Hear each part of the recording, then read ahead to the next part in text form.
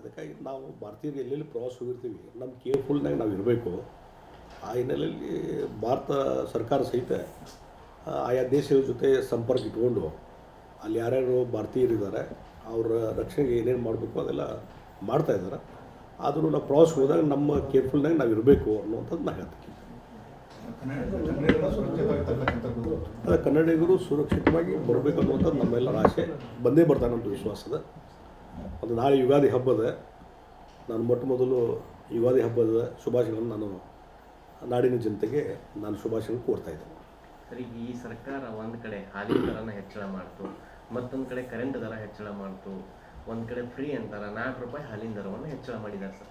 ಅಲ್ಲ, ಅದೇ ಒಟ್ಟು ಈ ಸರ್ಕಾರ ಬಂದ ಮೇಲೆ, ಸಿದ್ದರಾಮಯ್ಯ ಸರ್ಕಾರ ಬಂದ ಮೇಲೆ ಒಂದು ಕಡೆ ಗ್ಯಾರಂಟಿ ಅಂಥೇಳಿ ಆ ಯೋಜನೆ ಮುಖಾಂತರ ಫ್ರೀ ಕೊಡ್ತೀವಿ ಅನ್ನೋದು, ಮತ್ತೊಂದು ಕಡೆ ಜನಸಾಮಾನ್ಯರಿಗೆ ಬರೆ ಹಾಕುವಂಥ ಕೆಲಸ ದಿನನಿತ್ಯ ನಡೀತಾ ಇದೆ. ವಿದ್ಯುತ್ ದರ ಏರಿಕೆ ಇರ್ಬೋದು, ಆಮೇಲೆ ಹಾಲಿನ ದರ ಏರಿಕೆ ಇರ್ಬೋದು, ಈ ರೀತಿ ಮತ್ತು ಸಾರಿಗೆ ಸಂಸ್ಥೆಯ ದರ ಏರಿಕೆ ಇರ್ಬೋದು. ಈ ರೀತಿ ಪ್ರತಿ ಹಂತದಲ್ಲಿ, ಯಾಕಂದರೆ ರಾಜ್ಯ ಸರ್ಕಾರ ಆರ್ಥಿಕವಾಗಿ ದಿವಾಳಿಯಾಗಿದೆ. ಸರ್ಕಾರವನ್ನು ಹೇಗೆ ನಡೆಸಬೇಕು ಅನ್ನುವಂಥದ್ದು ಅವ್ರಿಗೆ ಗುರ್ತಾಗ್ತಾ ಇಲ್ಲ. ಈ ಕಡೆ ಎಕ್ಸೈಜದ್ದು ಕಲೆಕ್ಷನು, ರೆವಿನ್ಯೂ ಕಲೆಕ್ಷನ್ ಟಾರ್ಗೆಟು ಜಾಸ್ತಿ ಮಾಡುವಂಥದ್ದು, ಅಂದರೆ ಇನ್ನೂ ಹೆಚ್ಚು ಕುಡೀರಿ ಅಂತ ಹೇಳಿ ಜನರಿಗೆ ಹೇಳುವಂಥದ್ದು. ಈ ರೀತಿ ಒಂದು ಸರ್ಕಾರದಲ್ಲಿ ಆಡಳಿತದಲ್ಲಿ ಬಿಗಿಯನ್ನು, ನಿಯಂತ್ರಣವನ್ನು ಕಳ್ಕೊಂಡ್ಬಿಟ್ಟಿದ್ದಾರೆ ಸಿದ್ದರಾಮಯ್ಯ. ಮತ್ತು ಏನು ಆರ್ಥಿಕ ಎಕ್ಸ್ಪರ್ಟ್ಸ್ ಅಂತ ಅಂತಿದ್ರು, ಒಂದು ಬಜೆಟನ್ನು ಮಂಡನೆ ಮಾಡೋದ್ರಲ್ಲಿ ದಾಖಲೆ ಏನು ಮಾಡಿದ್ದಾರೆ, ಬಹುಶಃ ಅದಕ್ಕೆ ವ್ಯತಿರಿಕ್ತವಾಗಿ ಸಿದ್ದರಾಮಯ್ಯ ನಡ್ಕೊತಾ ಇದ್ದಾರೆ. ಆರ್ಥಿಕ ಸಮತೋಲನವನ್ನು ಕಾಯ್ಕೊಂಡು ಹೋಗಲಿಕ್ಕೆ ಆಗ್ತಾಯಿಲ್ಲ. ಹೀಗಾಗಿ ಬೇರೆ ಬೇರೆ ರೀತಿಯಲ್ಲಿ ಈಗ ನೀವು ಗ್ಯಾರಂಟಿ ಮುಖಾಂತರ ಫ್ರೀ ಕೊಡ್ತೀರಿ, ವಿದ್ಯುತ್ ಫ್ರೀ ಕೊಡ್ತೀರಿ, ಆಮೇಲೆ ಬಸ್ನಾಗ ಫ್ರೀಯಾಗಿ ಅಡ್ಡಾಡಿಸ್ತೀರಿ, ₹2,000 ಮಹಿಳೆಯರಿಗೆ ಕೊಡ್ತೀರಿ. ಹಾಗೆ ಇವತ್ತು ರೈತರಿಗೆ ನೀವು ನಿಮ್ಮ ಇದರಿಂದನೇ ಕೊಟ್ಬಿಡ್ರಲ್ಲ, ನಿಮ್ಮ ಖಜಾನೆಯಿಂದ ರೈತರಿಗೆ ನಿಮ್ಮೊಂದು ಕ್ರೆಡಿಟ್ ಬರ್ತದೆ ನೀವು ಕೊಡೋದ್ರಿಂದ. ಹಾಲಿಂದ ಈಗ ಜನಸಾಮಾನ್ಯರ ಮೇಲೆ ಬರೆ ಹಾಕೋ ಬದಲಿ ರೈತರ ಸಲುವಾಗಿ ನೀವು ₹4 ದರ ಇರಿಸಿರಿ ಅಂತಿರಲ್ಲ, ಆ ರೈತರಿಗೆ ಹಿಂದೆ ಯಡಿಯೂರಪ್ಪರು ಇದ್ದಾಗ ಮತ್ತು ಅವರೇ ಚಾಲು ಮಾಡಿದ್ದವರು. ರೈತರಿಗೆ ಪ್ರೋತ್ಸಾಹ ಧನ ಅನ್ನುವಂಥದ್ದು ಅವರೇ ಚಾಲು ಮಾಡಿದ್ರು. ಯಡಿಯೂರಪ್ಪನವ್ರು ಇದ್ದಾಗ ₹2 ಚಾಲು ಮಾಡಿದ್ರು ಅವರು. ಮುಂದಿನ ಸರ್ಕಾರ ಅದನ್ನು ನಡೆಸ್ಕೊಂಡು ಬಂದರು. ಹಾಗೆ ನೀವು ₹4 ಪ್ರೋತ್ಸಾಹ ಧನ ಕೊಡ್ರಿ ನಿಮ್ಮ ಬಜೆಟ್ನಿಂದ. ಜನಸಾಮಾನ್ಯರ ಮೇಲೆ ಯಾಕೆ ಬರ ಹಾಕ್ತೀರಿ? ರೈತರ ಕಾಳಜಿ ತೆಗೆದುಕೊಳ್ಬೇಕು. ಡೆಫಿನೆಟ್ಲಿ ರೈತರು ಒಳ್ಳೆಯ ವರಮಾನ ಆಗಬೇಕು. ಹಾಲು ಹೈನುಗಾರಿಕೆಯಿಂದ ಅದ್ರ ಬಗ್ಗೆ ಪ್ರಶ್ನೆನೇ ಇಲ್ಲ. ಆದರೆ ಅದನ್ನು ನಿಮ್ಮ ಖಜಾನೆಯಿಂದ ಬರೆಸಲ್ರಿ. ಇಲ್ಲೆಲ್ಲ ಮಾಡಕತ್ತೀರ, ದರ ಇದರದ್ದು ಬಸ್ ಫ್ರೀ ಕೊಟ್ಟಿದ್ದೀರಿ, ವಿದ್ಯುತ್ ಫ್ರೀ ಕೊಟ್ಟಿದ್ದೀರಿ, ₹2,000 ಕೊಡ್ತಾ ಇದ್ದೀರಿ. ಆಯ್ತು, ಹಂಗಾರೆ ಇದನ್ನೂ ಒಂದು ಮಾಡಿಬಿಡ್ರಲ್ಲ. ಯಾಕೆ ಇದನ್ನು ಬಿಟ್ಟು ಜನಸಾಮಾನ್ಯರಿಗೆ ತೊಂದರೆ ಕೊಡುವಂಥ ಕೆಲಸ ಇವತ್ತು ರಾಜ್ಯ ಸರ್ಕಾರ ಮಾಡ್ತಾಯಿದೆ. ಆ ಹಿನ್ನೆಲೆಯಲ್ಲಿ ಇದು ಭಾಳ ದೊಡ್ಡದಾದಂಥದ್ದು ಒಂದು ಹೊಡೆತ ಜನಸಾಮಾನ್ಯರಿಗೆ. ಇದರಿಂದ ಸಿಲುಕಿ ಒದ್ದಾಡ್ತಾ ಇದ್ದಾನೆ. ಅದಕ್ಕೆ ಇದನ್ನು ಭಾರತೀಯ ಜನತಾ ಪಾರ್ಟಿ ಎಲ್ಲ ಕಡೆ ಇದನ್ನು ಪ್ರೊಟೆಸ್ಟ್ ಮಾಡ್ತದೆ. ತಕ್ಷಣ ಈ ಬೆಲೆ ಏರಿಕೆ ಅನ್ನುವಂಥದ್ದನ್ನು ವಾಪಸ್ ತೆಗೆದುಕೊಂಡ್ರೆ ಅಥವಾ ನಿಮ್ಮ ಖಜಾನೆಯಿಂದ ಭರಣ ಮಾಡಿ, ಜನಸಾಮಾನ್ಯರ ಮೇಲೆ ಇದ್ರ ಬಗ್ಗೆ ಭಾರ ಹಾಕಬೇಡ್ರಿ ಅಂತ ಹೇಳ್ತೇನೆ. ಸರ್, ಈಗ ಯತ್ನಾಳ್ ಅವ್ರಿಗೆ ಒಂದು ಏನು ಈಗ ಶಿಸ್ತು ಕ್ರಮ ಆಯ್ತು ಅವ್ರ ಮೇಲೆ, ಈಗ ಅವ್ರ ಪರವಾಗಿನ ಅದನ್ನು ವಾಪಸ್ ತಗೋಬೇಕಂತೇಳಿ ಒಂದಿಷ್ಟು ನೋಡೋಣ ಏನೇನು ನಡೀತದೆ. ಈಗ ನಾವೊಂದು ರಾಷ್ಟ್ರೀಯ ಪಕ್ಷದಲ್ಲಿದ್ದೇವೆ, ಆ ಡಿಸಿಪ್ಲಿನ್ದಲ್ಲಿ ನಾವು ಹೋಗಬೇಕಾಗಿದೆ. ಮತ್ತು ವರಿಷ್ಠರು ಮನಸ್ಸು ಮಾಡಿ ವಾಪಸ್ ತಗೊಳ್ಳಿ, ಅದು ಅವ್ರಿಗೆ ಬಿಟ್ಟಂಥ ವಿಚಾರ. ಪಕ್ಷಕ್ಕೇನು ಲಾಸ್ ಆಗುತ್ತೆ ನೋಡ್ರಿ, ಇದು ಈ ಬಗ್ಗೆ ನಾನು ಭಾಳ ವಿಶ್ಲೇಷಣೆ ಮಾಡಲಿಕ್ಕೆ ಹೋದಿಲ್ಲ. ಏನಾಗುತ್ತೆ ನೋಡು, ವರಿಷ್ಠರು ಎಲ್ಲವನ್ನು ತೆಗೆದುಕೊಂಡು ನೋಡ್ಕೊಂಡು ತೀರ್ಮಾನ ತಗೊಂಡಿರ್ತಾರೆ. ಹೀಗಾಗಿ ಮತ್ತು ಎಲ್ಲರೂ ಒಗ್ಗಟ್ಟಿನಿಂದ ಹೋಗ್ಬೇಕು ಅನ್ನುವಂಥದ್ದು ನಮ್ಮದೊಂದು ಆಸೆ. ನನ್ನ ವೈಯಕ್ತಿಕವಾಗಿ ಎಲ್ಲರೂ ಕೂಡಿಕೊಂಡು ಪಕ್ಷವನ್ನು ಕಟ್ಟಬೇಕು, ಪಕ್ಷ ಇನ್ನೂ ಎಷ್ಟು ಬಲಾಢ್ಯ ಆಗಬೇಕನ್ನೋ ನಮ್ಮದೆಲ್ಲ ಆಸೆ. ಅದಕ್ಕೆಲ್ಲ ಅವಕಾಶವನ್ನು ಅವ್ರು ಕೊಟ್ಟರು. ಅದಾದಮೇಲೆ ಹಿಂಗಾಗಿದೆ. ಅದಕ್ಕೆ ಅದನ್ನು ಮರುಪರಿಶೀಲನೆ ಮಾಡುವಂಥದ್ದು, ಮತ್ತೊಂದು ಅದ್ರ ಇಂಪ್ಯಾಕ್ಟು, ಈಗ ಇವೆಲ್ಲ ವರಿಷ್ಠರು ನೋಡ್ತಿರ್ತಾರೆ. ಅವನ್ನೆಲ್ಲ ನೋಡಿಕೊಂಡು ಮುಂದೆ ನಿರ್ಧಾರ ಕೈಗೊಂಡು ರಿಯಾಕ್ಟ್ ಮಾಡಿದ್ದಾರೆ ಸರ್. ನಾನು ಯಾವುದೇ ಹೊಸ ಪಕ್ಷ ಕಟ್ಟಲ್ಲ, ಏನಿಲ್ಲ, ನಾನು ಅದಕ್ಕೆ ಅದ್ರ ಬಗ್ಗೆ ನಾನು ಹೆಚ್ಚು ಚರ್ಚೆಗೆ ಹೋಗೋದೇ ಇಲ್ಲ. ಈಗ ಅವರೇ ಹೇಳಿಕೆ ಮತ್ತೊಂದಕ್ಕೆ ನಾನು ಕಮೆಂಟ್ ಮಾಡಲಿಕ್ಕೆ ಪಂಚಮಸಾಲಿ ಸ್ವಾಮೀಜಿಗಳು ಅವ್ರ ಪರವಾಗಿ ಇದು ಮಾಡ್ತಾ ಇದ್ದಾರೆ, ಅದ್ರ ಬಗ್ಗೆ ಅಂತ ಹೇಳಿದ್ದಾರೆ. ಅದಕ್ಕೆ ವರಿಷ್ಠರು ಎಲ್ಲ ಗಮನ ಹರಿಸಿದ್ದಾರೆ, ಸಮಾಜ ನೋಡ್ತಾ ಇದ್ದಾರೆ ಅಷ್ಟೇ. ಇನ್ನೊಂದು ಕಡೆ ಸರ್, ಈ ಸೋಮಶೇಖರ್ ಆಗಲಿ ಹೆಬ್ಬಾರ್ ಆಗಲಿ ಪಕ್ಷದ ಒಳಗೆ ಇದ್ಕೊಂಡೇ ಪಕ್ಷ ವಿರೋಧಿ ಹೇಳಿಕೆಗಳನ್ನು ಕೊಡ್ತಿದ್ದಾರೆ ಸರ್. ಅದಕ್ಕೆ ಮತ್ತೆ ಈಗ ನೋಟಿಸ್ ಕೊಟ್ಟಿದ್ದಾರಲ್ಲ, ನೋಟಿಸ್ ಕೊಟ್ಟಿದ್ದಾರೆ. ಮುಂದೇನು ಕ್ರಮ ತೆಗೆದುಕೊಂಡು we have to wait. Renukacharya ಮತ್ತಿತರರು ಹರೀಶ್ ಅವ್ರಿಗೂ ಕೊಟ್ಟಿದ್ದಾರೆ. ಅದಕ್ಕೆ ಎಲ್ಲ ನಾವೊಂದು ಇನ್ನೂ ಹಲವಾರು ಬಾರಿ ಹೇಳಿದ್ದೀನಿ, ವರಿಷ್ಠರು ಎಲ್ಲವನ್ನು ಗಮನ ಹರಿಸ್ತಾರೆ. ಯಾವುದೇ ಸಮಯ ಬಂದಾಗ ಅದ್ರ ಬಗ್ಗೆ ಕ್ರಮ ಕೈಗೊಂತಾರೆ ಅಷ್ಟೇ. ಬಟ್ ಲೇಟ್ ಆಯ್ತು ಅಂತ ಅನ್ಸುತ್ತಾ ಯತ್ನಾಳ್ ವಿಚಾರ? ನೋಡ್ರಿ, ಒಂದು ನಮ್ಮ ಹೈಕಮಾಂಡು ಈಗ ಭಾಳ ಒಂದು ಜಾಣತನದಿಂದ ಪ್ರದರ್ಶನ ಮಾಡ್ತಾಯಿದೆ. ಅವರದೇ ಅವ್ರದ್ದು ಲೆಕ್ಕಾಚಾರ ಇರ್ತದೆ, ಅದ್ರ ಮೇಲೆ ಮಾಡಿದ್ದಾರೆ. ನೋಡ್ರಿ ಕೆಲವರು ಮತ್ತು ನೋಡ್ರಿ ಈಗ ನೋಡ್ರಿ ಯಾಕೆ ಹೈಕಮಾಂಡ್ ಜಾಣತನದ ನಿರ್ಧಾರಗಳು ಯಾಕೆ ಕೈಕೊಂತಾರೆ ಅಂತ ಹೇಳಿದ್ರೆ ಇವತ್ತು ಪ್ರತಿಯೊಂದು ರಾಜ್ಯದಲ್ಲಿ ಈಗ ಅಣ್ಣಾ ಡಿ ಎಮ್ ಕೆ ಕೂಡ ಅಲಯನ್ಸ್ ಮುರಿದು ಬಿತ್ತು. ಈಗ ಮತ್ತು ಅಣ್ಣಾ ಡಿ ಎಮ್ ಕೂಡ ಅಲಯನ್ಸ್ ಮುಂದುವರಿಯುವಂಥ ಒಂದು ಪ್ರಯತ್ನ ನಡೀತಾ ಇದೆಯಲ್ಲ, ಅದಕ್ಕೆ ಜಾಣ್ಮೆಯ ಕ್ರಮಗಳನ್ನು ಈ ಕಾಂಗ್ರೆಸ್ ಪರಿಸ್ಥಿತಿ ಏನಾಗಿದೆ ಪರಿಸ್ಥಿತಿ ಕಾಂಗ್ರೆಸ್ಸದ್ದು ಪೂರ್ತಿ ಡೌನ್ ಅಂತಿದೆ, ಪೂರ್ತಿ ನೆಲಸಮ ಆಗ್ತಾ ಇದೆ. ಇನ್ನೊಂದು 2-3 ರಾಜ್ಯದಲ್ಲಿ ಉಳಿದಾವೆ ಅಷ್ಟೇ, ತೆಲಂಗಾಣ ಮತ್ತು ಕರ್ನಾಟಕ ಇನ್ನೊಂದು ರಾಜ್ಯದಲ್ಲಿ ಇದೆ. ಯಾವಾಗ ಏನಾಗ್ತದೆ ಹೇಳಕ್ಕೆ ಕಾಂಗ್ರೆಸ್ಸದ್ದು. ಈಗ ಭಾರತೀಯ ಜನತಾ ಪಾರ್ಟಿ ಮೆಜಾರಿಟಿ ರಾಜ್ಯದಲ್ಲಿ ಬಹುತೇಕ ರಾಜ್ಯಗಳಲ್ಲಿ ಭಾರತೀಯ ಜನತಾ ಪಾರ್ಟಿ ಅಥವಾ ಅಲಯನ್ಸ್ ಪಾರ್ಟಿ ಸರ್ಕಾರ ನಡೆಸ್ತದೆ. ಈಗ ಬರುವಂಥ ದಿವಸಗಳಲ್ಲಿ ಬಿಹಾರದಲ್ಲಿ ಮತ್ತೊಮ್ಮೆ ಅಧಿಕಾರ ಬರ್ತೀವಿ, ಆಮೇಲೆ ತಮಿಳುನಾಡು ಇದೆ, ವೆಸ್ಟ್ ಬೆಂಗಾಲ್ ಇದೆ. ಎಲ್ಲಿವರೆಗೆ ಹೇಳಿದ್ರೆ ವೆಸ್ಟ್ ಬೆಂಗಾಲದಲ್ಲಿ ಭಾರತೀಯ ಜನತಾ ಪಾರ್ಟಿ ಸಲ ಅಧಿಕಾರ ಬರ್ತದೆ ಅನ್ನುವಂಥದ್ದು ಅಲ್ಲಿ ಲೋಕಸಭಾ ಸದಸ್ಯರು. ನಾನಲ್ಲಿ ಪಾರ್ಲಿಮೆಂಟ್ಲಿದ್ದಾಗ ಅಲ್ಲಿ ವೆಸ್ಟ್ ಬೆಂಗಾಲ್ದ MP ಗಳು ಸಿಕ್ಕಾಗ ಅವ್ರು ಕೂಡ ಮಾತಾಡಿದಾಗ ಅವ್ರು ಹೇಳ್ತಾರೆ ಈ ಸಲ ಭಾರತೀಯ ಜನತಾ ಪಾರ್ಟಿ ಅಧಿಕಾರಕ್ಕೆ ಬರ್ತದೆ ಅಂತೇಳಿ ವೆಸ್ಟ್ ಬೆಂಗಾಲ್ದಾಗ.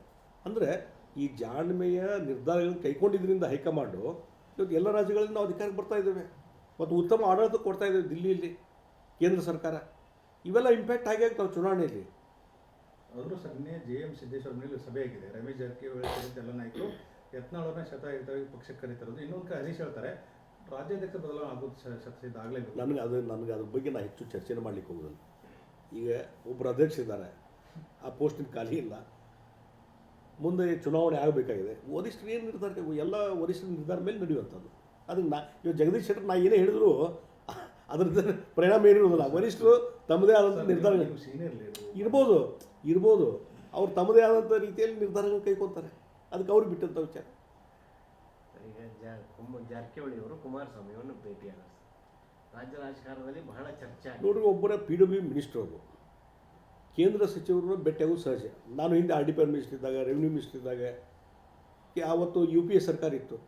UPA ಸರ್ಕಾರದಲ್ಲಿದ್ದಾಗ ಅಲ್ಲಿ ಕೇಂದ್ರ ಸಚಿವರನ್ನ ಭೇಟಿ ಬರ್ತಿದ್ದೆ. ಬೇರೆ ಬೇರೆ ನಮ್ಮ ಕಾರ್ಯಕ್ರಮ, ಮತ್ತೊಂದು ಯೋಜನೆ ಅಥವಾ ಫೈಲ್ಗಳ ಮೂವ್ಮೆಂಟ್ ಸಲುವಾಗಿ ನಾನು ಅವಾಗ ಭೇಟಿಯಾಗಿದ್ದೆ UPA ಸರ್ಕಾರದಲ್ಲಿ. ಇವನ್ ಪ್ರೈಮ್ ಮಿನಿಸ್ಟರ್ ಮನಮೋಹನ್ ಸಿಂಗ್ ಅವರು ಭೇಟಿಯಾಗಿದ್ದು ನಾನು ಒಬ್ಬ ಮುಖ್ಯಮಂತ್ರಿ ಇದ್ದಾಗ, ಅಥವಾ RDP ಮಿನಿಸ್ಟರ್ ಇದ್ದಾಗ, ರೆವಿನ್ಯೂ ಮಿನಿಸ್ಟರ್ ಇದ್ದಾಗ. ಇದು ಸಹಜವಾದಂಥ ಪ್ರೊಸೆಸ್ ಇದು. ಅದಕ್ಕೆ ಅದನ್ನು ನಾವು ರಾಜಕೀಯ ಹಿನ್ನೆಲೆಯಿಂದ ಅವ್ರು ಭೇಟಿಯಾಗಿದ್ದಾರೆ ಅಂತ ನಾವು ಅನ್ನಲಿಕ್ಕೆ ಬರೋದಿಲ್ಲ. ಕುಮಾರಸ್ವಾಮಿ ಒಬ್ಬರು ಕ್ಯಾಬಿನೆಟ್ ಮಿನಿಸ್ಟರ್, ಹೀಗಾಗಿ ಅವ್ರು ಭೇಟಿಯಾಗಿದ್ದು ಸಹಜ ನ್ಯಾಚುರಲ್ ಪ್ರೊಸೆಸ್. ಜೊತೆಗೆ ದೇವೇಗೌಡರನ್ನು ಭೇಟಿಯಾಗಿದ್ದಾರೆ. ದೇವೇಗೌಡರು ಹಿರಿಯ ನಾಯಕರು. ನಾನು ದೇವೇಗೌಡರು ನಡಕ್ಕೆ ಭೇಟಿಯಾಗಿದ್ದೆ ಪಾರ್ಲಿಮೆಂಟ್ನಲ್ಲಿ. ಅದು ಫೋಟೋನ ಹಾಕೊಂಡಿಲ್ಲ ಅಷ್ಟೇ, ಅದರಾಗಿ ತಪ್ಪಿದೆ. ಅವ್ರು ಹಿರಿಯ ರಾಜಕಾರಣಿಗಳು ದೇವೇಗೌಡರು. ಸದ್ಯದ ಬೆಳವಣಿಗೆ, ಯಾಕಂದ್ರೆ ಈಗ ಹನಿ ಟ್ರ್ಯಾಪ್ ವಿಚಾರ ಇರ್ಬೋದು, ಇವೆಲ್ಲ ಬೆಳವಣಿಗೆಗಳ ನಂತರ ಭೇಟಿಯಾಗಿರೋದು ಅತ್ಯಂತ ಅದಕ್ಕೆ ನಾವು ಒಂದು ಹೇಳ್ತೀನಿ, ಓವರಾಲ್ ಕರ್ನಾಟಕ ರಾಜ್ಯ ಕಾಂಗ್ರೆಸ್ನಲ್ಲಿ ಎಲ್ಲೂ ಸರಿ ಇಲ್ಲ. ಇನ್ ಫೈಟಿಂಗ್ ಜೋರು ನಡೀತಾ ಇದೆ. ಪ್ರಾಕ್ಸಿ ವಾರ್ ತಮ್ಮ ಕ್ಲೋಸ್ ಇದ್ದಂಥ ಶಾಸಕರು, ಕ್ಲೋಸ್ ಇದ್ದಂಥ ಸಚಿವರ ಮುಖಾಂತರ, ಅವ್ರ ಮುಖಾಂತರ ಹೇಳಿಕೆಗಳು ಕೊಡುವಂಥದ್ದು, ಅವ್ರ ಮುಖಾಂತರ ಆ್ಯಕ್ಟಿವಿಟೀಸ್ ಮಾಡುವಂಥದ್ದು ಇದು ಸಹಜವಾಗಿ ನಡೀತಾ ಇದೆ. ಇದು ಇನ್ ಫೈಟಿಂಗ್ ಕಾಂಗ್ರೆಸ್ನಲ್ಲಿ ಅಂತ. ಮುಖ್ಯಮಂತ್ರಿ ಸಿದ್ದರಾಮಯ್ಯ ಮುಂದುವರಿಬೇಕೋ ಬೇಡ, DK ಶಿವಕುಮಾರ್ ಮುಂದಿನ ಮುಖ್ಯಮಂತ್ರಿ ಆಗಬೇಕೋ ಬೇಡ, ಇದು ನಡೆಯೋದು. ಅಥವಾ ಇವರು ಇಬ್ಬರು ಬೇಡ ಅಂತ ಮತ್ತೊಬ್ರು ಯಾರು ಆಗಬೇಕು ಅನ್ನುವಂಥದ್ದು ನಡೀತಾ ಇದೆ. ಹೀಗಾಗಿ ಇದೇನು ಪ್ರಾಕ್ಸಿ ವಾರ್ ನಡೆಯೋದಲ್ಲ, ಇದು ಕೊನೆಗೆ ಎಲ್ಲಿ ಅಂತಿಮ ಇಲ್ಲಿ ಬರ್ತದೆ ಅಂದರೆ ಈ ಸರ್ಕಾರ ಕೊಲ್ಯಾಪ್ಸ್ ಆಗ್ತದೆ ಅಷ್ಟೇ. ಅಲ್ಲ, ಅದಕ್ಕೆ ಪೂರಕವಾಗಿ ಏನಾದ್ರು ಭೇಟಿಯಾಗಿದ್ದಾರೆ ಅಂತ ಅಲ್ಲ, ಅದನ್ನು ಅವ್ರು ಹೇಳಬೇಕು. ಯಾಕಂದ್ರೆ ನಾ ಅಲ್ಲಿಲ್ಲ. ಅವರಿಬ್ಬರ ಮಧ್ಯದಲ್ಲಿ ನಡೆದಂಥ ಮಾತುಕತೆ, ಅದರಲ್ಲಿ ನಾ ಪಾರ್ಟಿ ಇಲ್ಲ, ಅದಕ್ಕೆ ನನಗೇನು ಗೊತ್ತಾಗಬೇಕು. ಒಂದು CM ಹಿಂದಿಂತು ರಾಜನಿಗೆ ಸತೀಶ್ ಜಾರಕಿಹೊಳಿ ಬಿಟ್ಟು ಈ ರೀತಿ ಮಾಡ್ತಾ ಇದ್ದಾರೆ. ಅಲ್ಲಿ ನಾವು ಒಂದು ಹೇಳಿದ ಪ್ರಾಕ್ಸಿ ವಾರ್ ಅಂತ ನಾನು ಹೇಳಿದ ಅರ್ಥನೇ ಅದು. ಮುಖ್ಯಮಂತ್ರಿಗಳು ಏನೂ ಮಾತಾಡ್ತಾ ಇಲ್ಲ. DK ಶಿವಕುಮಾರು ನಾನು ಮುಂದಿನ ಮುಖ್ಯಮಂತ್ರಿ ಆಗಬೇಕು ಅಂತ ಹೇಳಿ ಅವ್ರೇನು ಹೇಳ್ತಾ ಇಲ್ಲ. ಅವರು ಹಿಂಬಾಲಕರಾದ ಶಾಸಕರು ಹೇಳ್ತಾರೆ ಮುಂದಿನ ಮುಖ್ಯಮಂತ್ರಿ DK ಶಿವಕುಮಾರ್ ಅಂತೇಳಿ. ಈಗ ಸಿದ್ದರಾಮಯ್ಯನವರು ಮುಂದುವರಿಬೇಕಂತಾರೆ, ಅವ್ರಿಗೆ ಕ್ಲೋಸ್ ಇರುವಂತಹ ಏನು ಸರ್ಕಲ್ ಇದೆ, ಅವ್ರು ಹೇಳ್ತಾರೆ ಸಿದ್ದರಾಮಯ್ಯನವರು 5 ವರ್ಷ ಮುಖ್ಯಮಂತ್ರಿ ಅಂತೇಳಿ. ಹೀಗಾಗಿ ಅದರದ್ದು ಏನು ಇನ್ ಫೈಟಿಂಗ್ ಇದೆಯಲ್ಲ, ಅದ್ರ ರಿಸಲ್ಟ್ ಏನದ ಕೊನೆಗೆ ಈ ಸರ್ಕಾರ ಕೊಲ್ಯಾಪ್ಸ್ ಆಗ್ತದೆ. ಇವತ್ತಿಲ್ಲ ನಾಳೆ ಯಾವಾಗಾದರೂ ಕೊಲ್ಯಾಪ್ಸ್ ಆಗ್ಬೋದು, ಎನಿ ಟೈಮ್. ಸರಿ, ಫಸ್ಟ್ ಹನಿ ಟ್ರ್ಯಾಪ್ ಅಂತಂದ್ರು, ಆಮೇಲೆ ಈಗ ಕೊಲೆ ಆರೋಪದಲ್ಲಿ ಪ್ರಕರಣ ದಾಖಲಾಗಿರ್ತಕ್ಕಂಥದ್ದು. ಫಸ್ಟ್ ಹನಿ ಟ್ರ್ಯಾಪ್ ಆಗಿದೆ, ಅಟೆಂಪ್ಟ್ ಆಗಿದೆ ಅಂತ ರಾಜನ್ ಅವರು ಸದನದಾಗ ಹೇಳ್ತಾರೆ. ಈಗ ಅವ್ರ ಮಗ ಹೋಗಿ ಕೊಲೆ ಸಂಚು. ಅದಕ್ಕೆ ಇದು ನೋಡ್ರಿ, ಇದು ಏನಾಗಿದೆ ಒಟ್ಟು ಸಮಸ್ಯೆ. ಅದರಲ್ಲಿ ಹನಿ ಟ್ರ್ಯಾಪದ್ದು ಭಾಳಷ್ಟು ಒಳಗಿನ ವಿಚಾರಗಳು ಇದ್ದಾವೆ. ಅದು ಮುಖ್ಯಮಂತ್ರಿಗೆ ಗುರ್ತಿದೆ, DK ಶಿವಕುಮಾರ್ ಗುರ್ತಿದೆ. ಅದನ್ನು ಬಹಿರಂಗ ಮಾಡಿದರೆ ಏನಾಗ್ತದೆ, ಎನ್ಕ್ವೈರಿ ಆದರೆ ಏನು ಇಫೆಕ್ಟ್ ಆಗ್ತದೆ ಸರ್ಕಾರ ಮೇಲೆ, ಆಗದೇ ಇದ್ರೆ ಏನಾಗ್ತದೆ, ಎಲ್ಲವನ್ನೂ ವಿಚಾರ ಮಾಡಿಕೊಂಡು. ಈಗ ರಾಜೇಂದ್ರನ ಮಗ ರಾಜೇಂದ್ರ ಅವ್ರು ಮೊದಲು ಹನಿ ಟ್ರ್ಯಾಪ್ ಅಂತಂದರು, ಈಗ ನಂಗೆ ಕೊಲೆ ಬೆದರಿಕೆ ಅಂತ ಕಂಪ್ಲೇಂಟ್ ಕೊಟ್ಟಿದ್ದಾರೆ. ಅಂದರೆ ಇದರ ಅರ್ಥ ಏನಾಗತ್ತೆ, ಡೇ ಬೈ ಡೇ ಸ್ಟೇಟ್ಮೆಂಟ್ಗಳು ಚೇಂಜ್ ಆಗ್ತವೆ. ಇವತ್ತು ರಾಜನ್ ಅವರು ಓಪನ್ ಅಸೆಂಬ್ಲಿಯಲ್ಲಿ ಅಲಿಗೇಷನ್ ಮಾಡಿ ಹನಿ ಟ್ರ್ಯಾಪ್ ಆಗ್ತದೆ ಅಂತ ಹೇಳಿ ಕೊನೆಗೆ ಕಂಪ್ಲೇಂಟ್ ಕೊಡ್ಬೇಕಾದ ತಕ್ಷಣ ಇವತ್ತು ಇನ್ನು ನನಗೇನೋ ತೊಂದರೆ ಆದರೆ ಇವತ್ತು ಪೊಲೀಸ್ ಸ್ಟೇಷನ್ಗೆ ಕಂಪ್ಲೇಂಟ್ ಕೊಡಬೇಕು. ಇವತ್ತು ಯಾವುದೋ ಒಂದು ಕ್ರಿಮಿನಲ್ ಆ್ಯಕ್ಟ್ ಆತಂದರೆ ಇಮಿಡಿಯೇಟ್ಲಿ ಸಡನ್ನಾಗಿ ಆ್ಯಕ್ಷನ್ ಆಗಬೇಕು, ಕಂಪ್ಲೇಂಟ್ ಫೈಲ್ ಆಗಬೇಕು. ನೀವು ಕಂಪ್ಲೇಂಟ್ ಮಾಡಿಲ್ಲ ಅಂದರೆ ನಿಮ್ಮದಲ್ಲಿ ಏನೋ ಒಂದು ವೀಕ್ನೆಸ್ ಅದ ಅಂತ ಅರ್ಥ ಆಗ್ತದೆ. ನೀವು 4-5 ದಿವಸ ವಿಚಾರ ಮಾಡಿಕೊಂಡು ಕಂಪ್ಲೇಂಟ್ ಕೊಡ್ತೀರಿ ಅಂತಂದರೆ ನಿಮಗೂ ಎಲ್ಲ ಮೈನಸ್ ಪಾಯಿಂಟ್ಸ್ ಅದಾವೆ. ಅದಕ್ಕಾಗಿ 10 ಸಲ ವಿಚಾರ ಮಾಡಿ ಒಂದೇನೋ ಒಂದು ಪರ್ಮಿಷನ್ ಕಟ್ಟಿ ಕಂಪ್ಲೇಂಟ್ ಯಾರ ಕಡೆ ಕೊಡಬೇಕು? ಇನ್ವೆಸ್ಟಿಗೇಷನ್ ಆಫೀಸರ್, ಯಾವ ಕನ್ಸರ್ನ್ ಪೊಲೀಸ್ ಸ್ಟೇಷನ್ ಇರ್ತದೆ ಅಥವಾ ಯಾರು ಹೈಯರ್ ಆಫೀಸರ್ ಇರ್ತದೆ ಅವ್ರಿಗೆ ಹೋಗಿ ಕಂಪ್ಲೇಂಟ್ ಕೊಡಬೇಕು. ಅದು ಬಿಟ್ಟು ಎಲ್ಲಿ ಕೊಡ್ತೀರಿ? ಹೋಮ್ ಮಿನಿಸ್ಟ್ರಿಗೆ. ಹಂಗೆ ಪ್ರತಿಯೊಬ್ಬ ಜನಸಾಮಾನ್ಯರು ಏನಾರು ಅನ್ಯಾಯ ಆದರೆ ನಾವು ಹೋಮ್ ಮಿನಿಸ್ಟ್ರಿಗೆ ಹೋಗಿ ಕಂಪ್ಲೇಂಟ್ ಕೊಡಬೇಕು, ಅವ್ರು ಅಲ್ಲಿ ಫಾರ್ವರ್ಡ್ ಮಾಡಬೇಕು. ಇದೆಂಥ ಪದ್ಧತಿ ಇದು? ಒಬ್ಬ ಮಿನಿಸ್ಟ್ರ್ ಇದ್ದಂಥವ್ರಿಗೆ ಈ ಪ್ರೊಸೀಜರ್ ಗುರ್ತಿಲ್ಲ ಅಂತಂದರೆ ಬಹುಶಃ ಏನೋ ಒಂದು ಒಳಗೆ ಏನೋ ನಡೀತಾ ಇದೆ. ಇದನ್ನು ಮುಚ್ಚಿ ಹಾಕುವಂಥದ್ದಾಗಲಿ ಹನಿ ಟ್ರ್ಯಾಪು, ಅಥವಾ ಹನಿ ಟ್ರ್ಯಾಪು ಭಾಳ ಸೀರಿಯಸ್ ಆಗಿ ಇನ್ವೆಸ್ಟಿಗೇಷನ್ ಆದರೆ ಯಾರ್ಯಾರ್ದು ಇನ್ವಾಲ್ವ್ಮೆಂಟ್ ಅದೆ, ಯಾರ್ಯಾರು ಹೊರಗೆ ಬರ್ತಾರೆ ಹೆಸರುಗಳು, ಅದರಿಂದ ಕಾಂಗ್ರೆಸ್ ಸರ್ಕಾರಕ್ಕೆ ತೊಂದರೆ ಆಗ್ತದೆ. ಈ ಹಿನ್ನೆಲೆಯಲ್ಲಿ ಕಾಂಗ್ರೆಸ್ ಸರ್ಕಾರ 100% ಈ ಹನಿ ಟ್ರ್ಯಾಪ್ ವಿಚಾರದಿಂದ ನ್ಯಾಷನಲ್ ಲೆವೆಲಲ್ಲಿ ಡಿಬೇಟ್ ಆಯ್ತಿದ್ದು. ಅಲ್ಲಿ ದಿಲ್ಲಿಯಲ್ಲಿದ್ದಾಗೂ ಅಲ್ಲಿಗೆ ಪಾರ್ಲಿಮೆಂಟ್ಲಿ ಹೋಗಲಿ ಅಥವಾ ನಮ್ಮ ಕರ್ನಾಟಕ ಭವನದಲ್ಲಿ ಬಂದು ಅದನ್ನೇ ರಿಯಾಕ್ಷನ್ ಕೇಳೋರು ಮೀಡಿಯಾದವರು ಸತಿ ನಂಗಲ್ಲಿ. ಹೀಗಾಗಿ ನ್ಯಾಷನಲ್ ಲೆವೆಲಲ್ಲಿ ಡಿಬೇಟ್ ಆಯಿತು. ಆ ಹಿನ್ನೆಲೆಯಲ್ಲಿ ಇದು ಹನಿ ಟ್ರ್ಯಾಪದ್ದು ಏನದ ಇನ್ರೋಡ್ಸ್ ಹೋದರೆ ಬಹುಶಃ ಈ ಸರ್ಕಾರಕ್ಕೆ ತೊಂದರೆ ಆಗ್ತದೆ. ಅದಕ್ಕೆ ಅವರು ಇನ್ವೆಸ್ಟಿಗೇಷನ್ ಮಾಡ್ತಾರೆ, ಇನ್ನು ಮುಚ್ಚಿ ಹಾಕುವಂಥ ಕೆಲಸ ಮಾಡ್ತಾರೆ. ಇದೇನು ಯಾವುದೂ ಕೇಸ್ ಹೊರಗೆ ಬರೋದೇ ಇಲ್ಲ, ತಿಳ್ಕೊಂಬಿಡ್ರಿ. ಮತ್ತು ಹಿಂದಕ್ಕೆಲ್ಲ ಹಿಂದಕ್ಕೆ ಯಾವ್ಯಾವ ಹನಿ ಟ್ರ್ಯಾಪದ್ದು ಆಗ್ಯಾವಲ್ಲ, ಯಾವ ಹೊರಗೆ ಬಂದವನು ಆ ಸಂತ್ರಸ್ತ ಮಹಿಳೆಯರು ಯಾರು ಹೆಸರು ಹೊರಗೆ ಬಂದು ಅಥವಾ ಅವ್ರ ಕಂಪ್ಲೇಂಟ್ ಮುಂದುವರಿಸಿ ಯಾರಿಗೆ ಶಿಕ್ಷೆ ದಂಡ ಜೈಲುವಾಸ ಆತನು ಇಲ್ಲ. ಇದನ್ನು ಹಂಗೆ ಮುಚ್ಚಾಕ್ತಾರೆ ಅಷ್ಟೇ. ಸರ್, ಓವರಾಲ್ ಇದು DK ವೀಕ್ ಮಾಡಲಿಕ್ಕೆ ಮಾಡ್ತಿದ್ದಾರೆ ಅಂತ ನಾ ಹೇಳಿದ್ರೆ DK ಅವರು ವೀಕ್ ಆಗ್ತಾರೋ ಸಿದ್ದರಾಮಯ್ಯ ವೀಕ್ ಆಗ್ತಾರೋ, ಇಬ್ಬರಿಗೇನು ವಾರ್ ನಡೀತಾ ಇದೆ. ಅಧಿಕಾರದ ಸಲುವಾಗಿ ಇಬ್ಬರ ನಡುವೆ ವಾರ್ ನಡೀತಾ ಇದೆ. ಅದರಲ್ಲಿ ಯಾರು ಗೆಲ್ತಾರೋ ಯಾರು ಸೋಲ್ತಾರೋ ಯಾರು ವೀಕ್ ಆಗ್ತಾರೋ ಅದು ಕಾಂಗ್ರೆಸ್ ಬಿಟ್ಟಂಥ ವಿಚಾರ. DK ಅವರು ವೀಕ್ ಆಗಲಿ ಸ್ಟ್ರಾಂಗ್ ಆಗಲಿ ನಮಗೇನಾಗೋದೈತಿ, ಸಿದ್ದರಾಮಯ್ಯ ವೀಕ್ ಆಗಲಿ ಸ್ಟ್ರಾಂಗ್ ಆಗಲಿ ನಮ್ಮ BJP ಏನಾಗೋದೈತಿ, ನಮ್ಮ ಪಾರ್ಟಿ ನಾವು ಸ್ಟ್ರೆಂಥನ್ ಮಾಡ್ತೀವಿ. ಆದರೆ ಇವತ್ತಿನ ಪರಿಸ್ಥಿತಿಯಲ್ಲಿ ಸರ್ಕಾರದ ಇಮೇಜ್ ಉಳಿದಿಲ್ಲ, ಆಡಳಿತದಲ್ಲಿ ಬಿಗಿ ಆಡಳಿತ ಹೋಗ್ಬಿಟ್ಟಿದೆ, law and order situation worst ಆಗಿದೆ. ಆ ಹಿನ್ನೆಲೆಯಲ್ಲಿ ಇವತ್ತು ಸರ್ಕಾರ ಇದ್ದರೂ ಅಷ್ಟೇ ಇಲ್ದ್ರೂ ಅಷ್ಟೇ ಒಂದು ರೀತಿಯಿಂದ ಇದು ಡೆಡ್ ಅಂತಂತ ಸತ್ತು ಹೋಗಿದೆ ಈ ಸರ್ಕಾರ. ಕೋಮಾ ಸ್ಥಿತಿಗೆ ಬಂದು ಈಗ ಡೆಡ್ ಆಗುವಂಥ ಪರಿಸ್ಥಿತಿ ಬಂದದ, ಈಗ ಸತ್ತು ಹೋಗಿದೆ, ಈಗ ಏನು ಉಳಿದಿಲ್ಲ ಈಗ. ಹೀಗಾಗಿ ಅದು ಅಂತಿಮ ಯಾತ್ರೆ ಮಾಡಬೇಕಾಗಿದೆ ಅಷ್ಟೇ. ಈ ಹನಿ